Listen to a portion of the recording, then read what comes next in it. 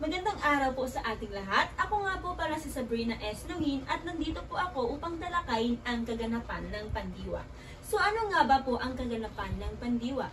Ang kaganapan ng pandiwa ay bahagi ng panaguri na nagbibigay ng kumpletong diwa sa pandiwa. Ibig sabihin, ito ang bahagi ng pangungusap na tumutukoy sa layon, tagatanggap, kagamitan, ganapan at iba pa na kinakailangan upang maging buo ang kahulugan.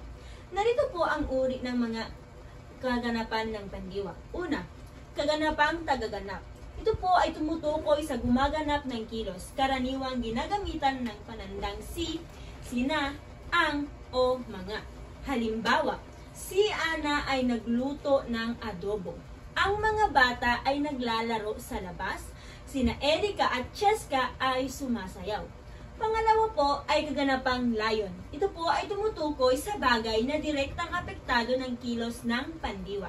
Karaniwang ginagamitan ng nang o ng mga. Halimbawa, naghanda siya ng pagkain. Tinapos ni Rochelle ang mga proyekto niya. Pangatlo po ay kaganapang ganapan. Tumutukoy ito sa pook o lugar kung saan nagaganap ang kilos. Karaniwang ginagamitan ng sa mga, kay o kina. Halimbawa, naglaro ang mga bata sa parke. Natulog si Cheska sa sofa. Pang-apat naman po ay kaganapang tagatanggap. Tumutukoy sa taong tumatanggap ng kilos. Karaniwang ginagamitan ng para sa o para kay o kina. Halimbawa, nagluto siya para sa kanyang ina. Naghanda siya ng bulaklak para kay Farnisa. Ang panglima naman po ay kaganapang gamit. Ito po ay tumutukoy sa bagay na ginamit upang may sa katuparan ang kilos. Karaniwang ginagamitan sa pamamagitan ng o ng. Halimbawa, sumulat siya ng liham gamit ang lapis. Pininturahan niya ang dingding sa pamamagitan ng roller brush. Pang-anim naman po ay kaganapang sanhi. Ito po ay tumutukoy sa dahilan ng kilos. Ginagamitan po ito ng dahil sa.